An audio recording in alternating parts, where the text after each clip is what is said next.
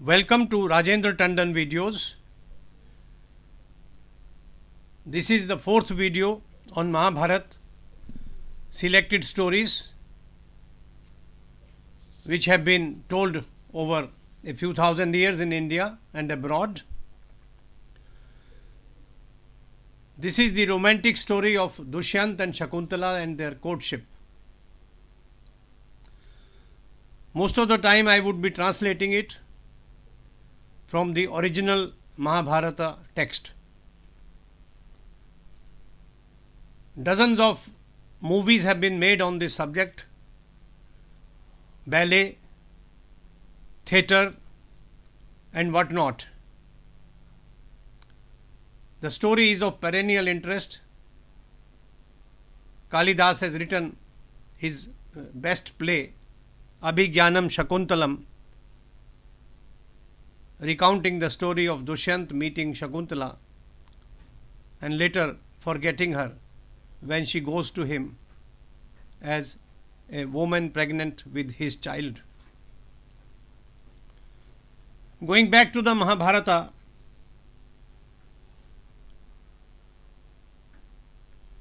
Dushyant is described as a great warrior and a ruler of the entire earth. His body was like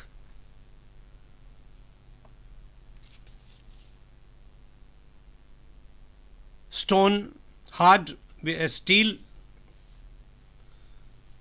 He was a renowned warrior. Once upon a time, he went out hunting, as was the wont of all the kings in those days. It continued even in the 20th century. He was accompanied by hundreds of soldiers, elephants, horses, and whatnot.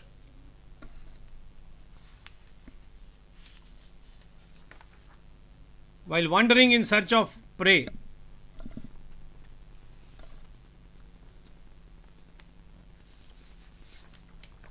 chasing some wild animals, Dushyant entered a forest.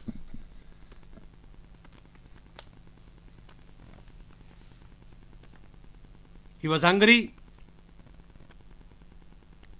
He was parched with thirst, and he was tired. At one end of the forest, he found an open field where there were no trees.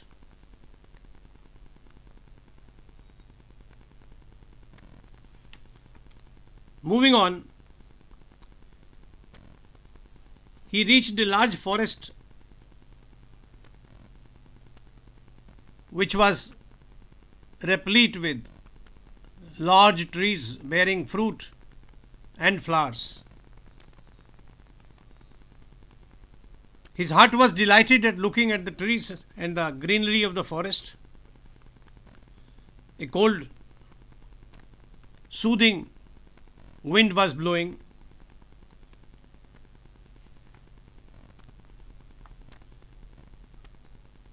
The floor of the forest was covered by soft grass. There were birds chirping, making sweet music. The quails were singing, cuckoo, coo, coo, coo, coo, coo, coo. The trees had large branches which provided shade to the wanderers.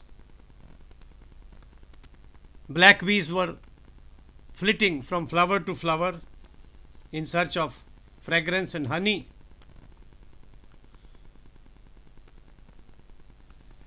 As the king entered this forest, the trees showered him with flowers as the winds blew. The poet writes,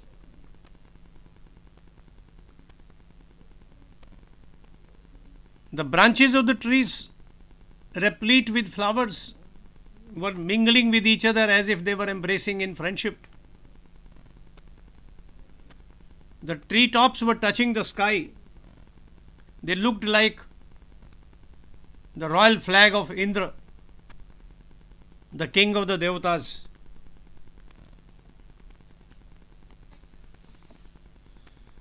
The fragrant wind carried pollen.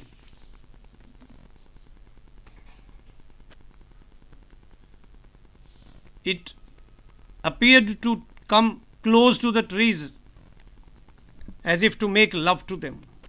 What a simile! What an image! This forest was situated on the banks of the river Malini.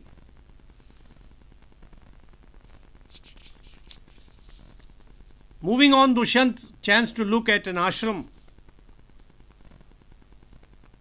which offered a pleasant landscape.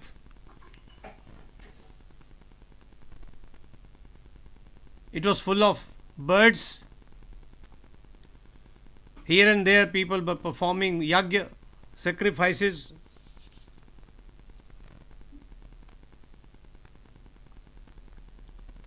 The trees had shed flowers and the floor of the forest was covered as if with carpets. The waters of the river Malini were cold to touch and sweet to drink.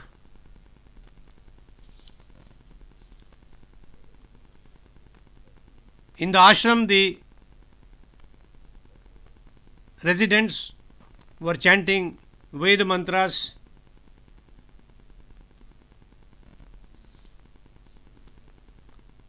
Dushyant noticed elephants in mast, tigers, and big serpents and lizards on the banks of the river Malini.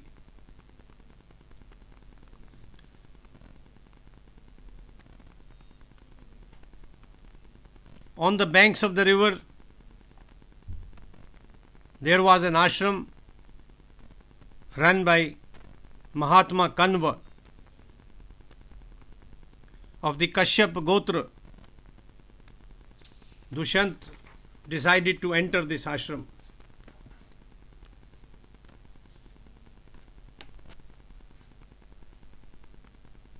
His purpose was to visit the Muni, seek his blessings. He asked his soldiers to stay outside on the banks of the river and have their meals or entertain themselves.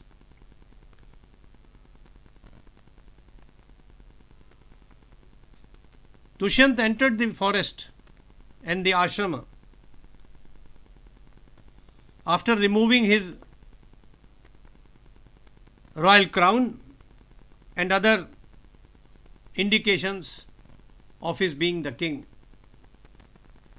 mark his humility.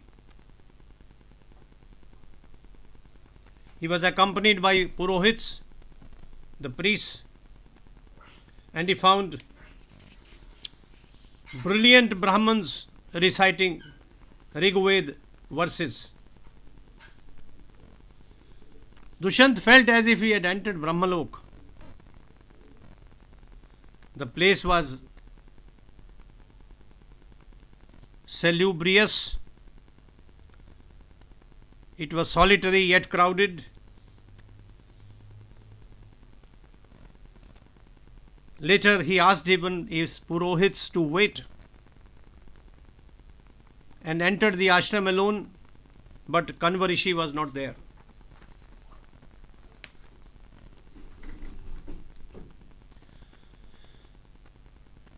In a raised voice, Dushyant said, "Anybody home?"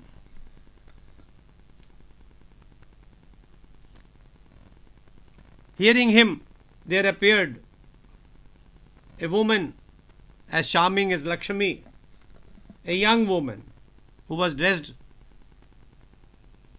as a hermit. She found the king to be a very handsome man, large eyes like lotus flowers, a broad chest, a well-built body, shoulders like those of a lion,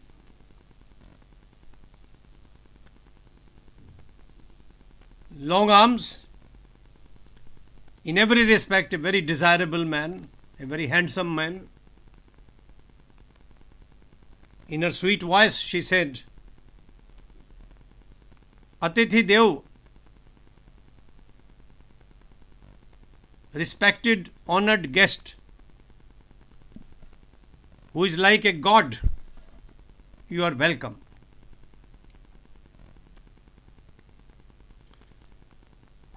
Are you feeling well? Have you taken food, water? Do you need anything? Everybody in your family, are they all right? What can I do for you? Why have you entered this ashram? What is your purpose? Kindly introduce yourself.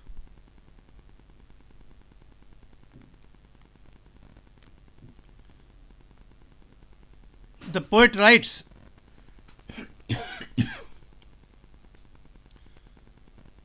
the king accepted her hospitality of words of welcome.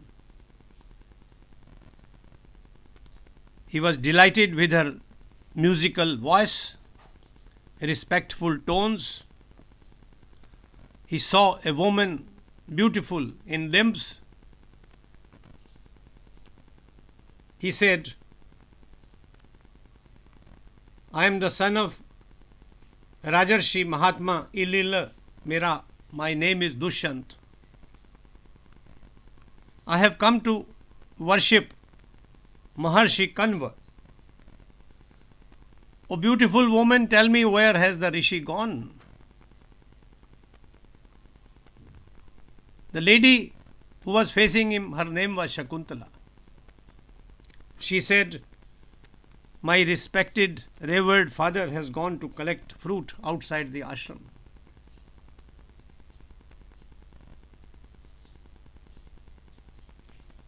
Dushyant was in a dilemma. While Kanva Rishi was away, this young, charming lady was asking him to stay on.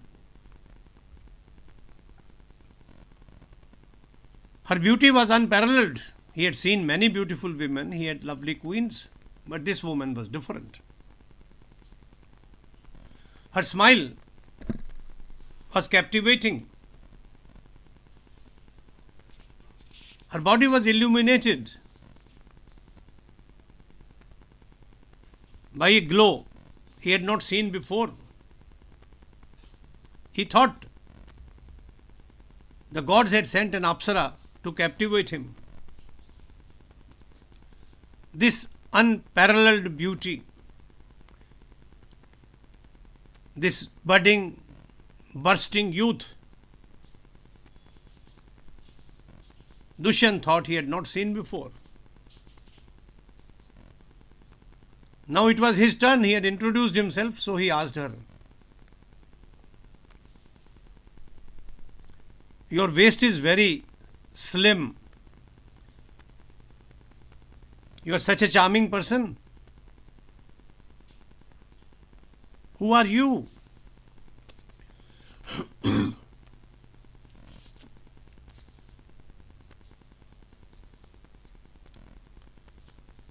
Your thighs are round as the trunk of an elephant.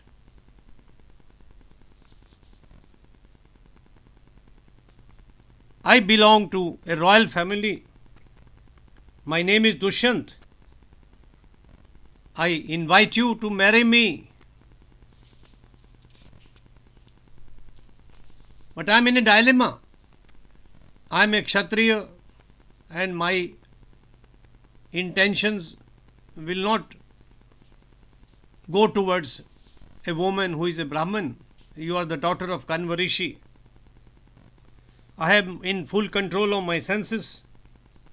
Still I am attracted towards you. I am finding myself out of control. Are you the daughter of a Kshatriya? Tell me, who are you? I shall worship you. Accept me as your husband. Be my queen. Don't treat me as a stranger.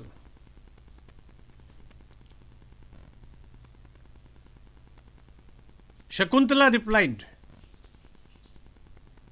all the time laughing, showing her lovely teeth, Maharaj Dushyant, I am accepted as the daughter of Bhagwan Kanva, who is a tapasvi, who is a wise man, who is a holy person.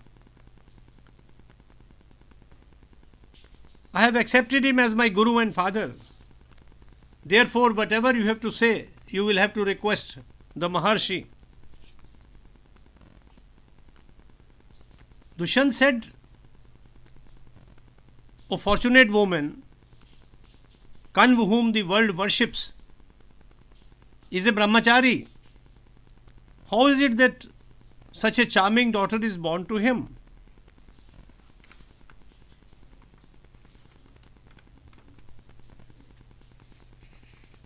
Thereupon, Shakuntala narrated the story of her birth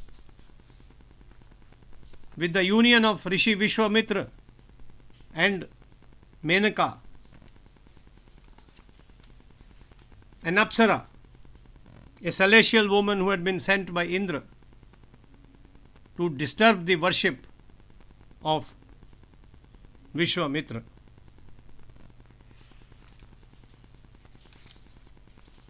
That story has already been told by me in the earlier video. Hearing that story and finding that she was really the daughter of a Kshatriya king, although he had become a Maharshi by now, Dushyant said, it's very clear, Shakuntala, you are the daughter of a Kshatriya. You be my wife. Tell me, what can I do to please you?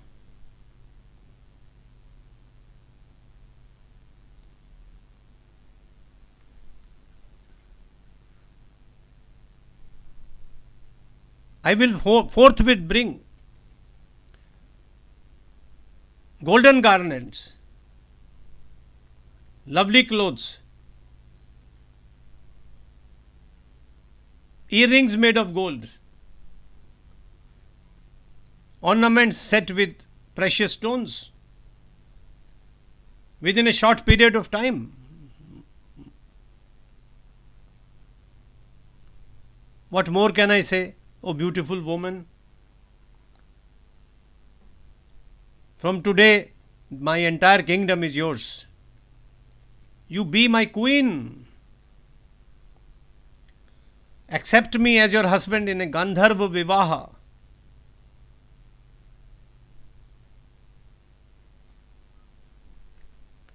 Shakuntala replied,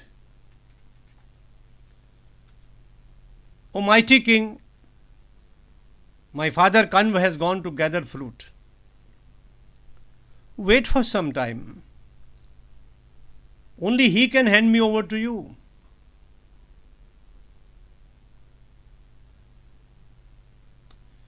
Whomsoever my father hands me over, Kanya Dan, would be my husband.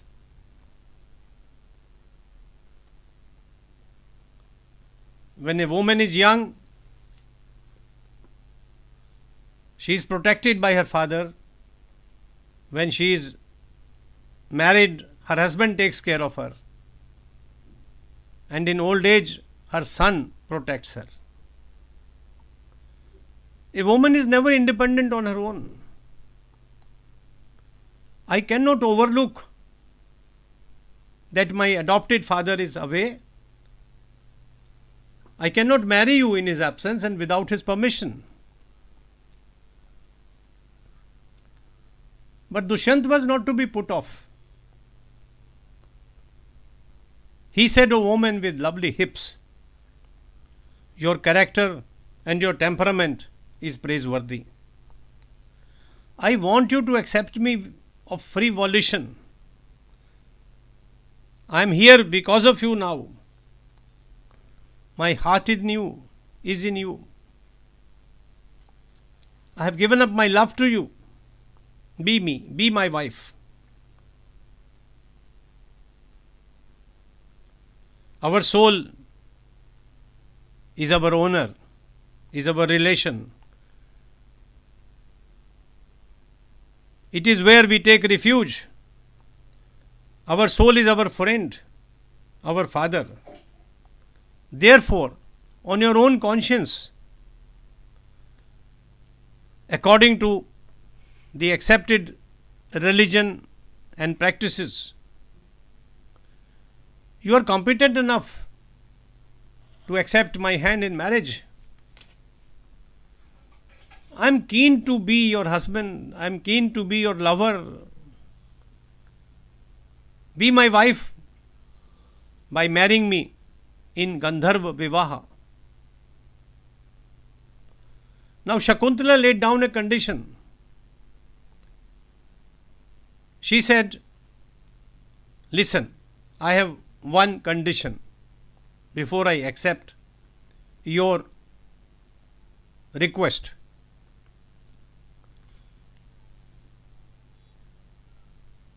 The son born to me through this union would be your successor. This is my condition. If you accept it, I am willing to be yours. I am willing to make love to you." Dushyant accepted the condition. He said, "This will be done. I do not have to take anybody's permission. I shall soon take you to my city." The story continues. It's a beautiful story.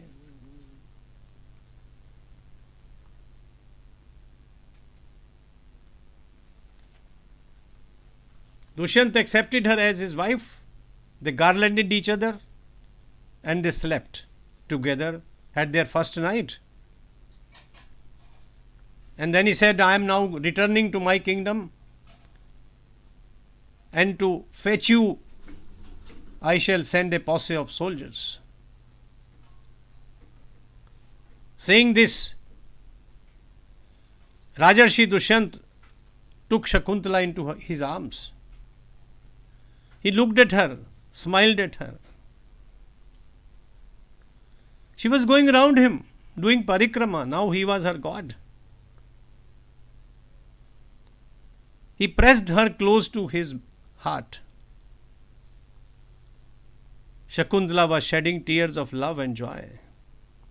She touched his feet. Dushyant lifted her and said, "Don't you worry. I swear by my punya, by my dharma, I shall be calling you soon."